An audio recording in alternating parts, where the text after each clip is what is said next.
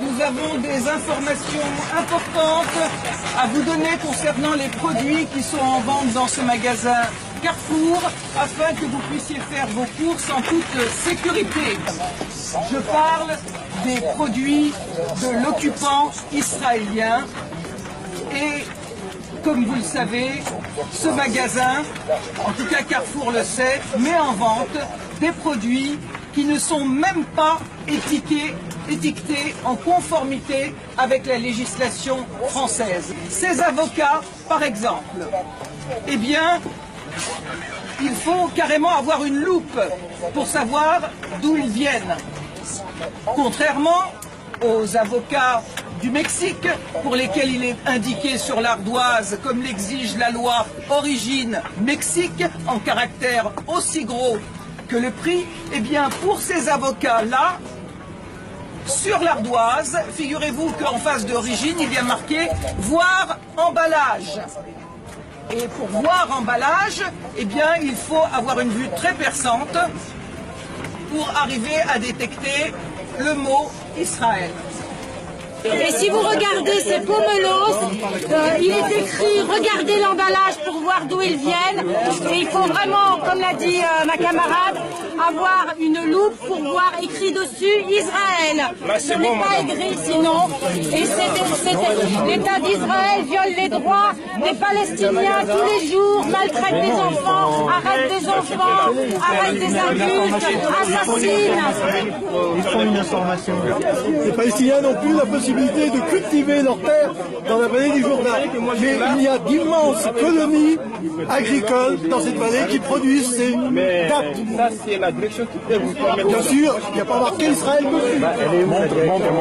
Elle est où la direction? Le boycott d'Israël, tant que cet État foulera au pied les droits les plus élémentaires du peuple palestinien, est une action efficace, pacifique et non violente. Au XXe siècle, Gandhi en Inde, Nelson Mandela en Afrique du Sud ont prôné le boycott pour mettre fin à l'apartheid. Ce qui vaut pour le client vaut aussi pour le marchand.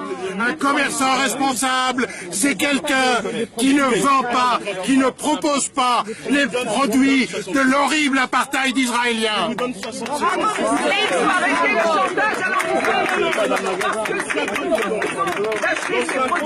Ça n'a rien à voir avec la religion. Même si Israël attaque régulièrement l'esplanade des mosquées et la mosquée El-Aqsa pour faire croire qu'au lieu d'un vol de terre, c'est un conflit religieux. Eh bien, il faut que Valls et le CRILF arrêtent de mentir et de faire croire que tous les juifs sont d'accord avec la politique criminelle israélienne. Ils ne sont pas invités sur les plateaux de télé et en plus, ils sont pourchassés ici en France et en Israël par cette fameuse démocratie qui emprisonne les dissidents, les juifs israéliens qui refusent par exemple, comme cette courageuse Tahir Kamener, qui est en ce moment en prison, qui a 19 ans, qui refuse de servir dans l'armée d'occupation. Et aussi, vous avez Ezra Naoui, qui est un Israélien juif qui est en prison à l'heure actuelle en Israël parce qu'il milite dans des associations de défense des droits de l'homme et des droits des Palestiniens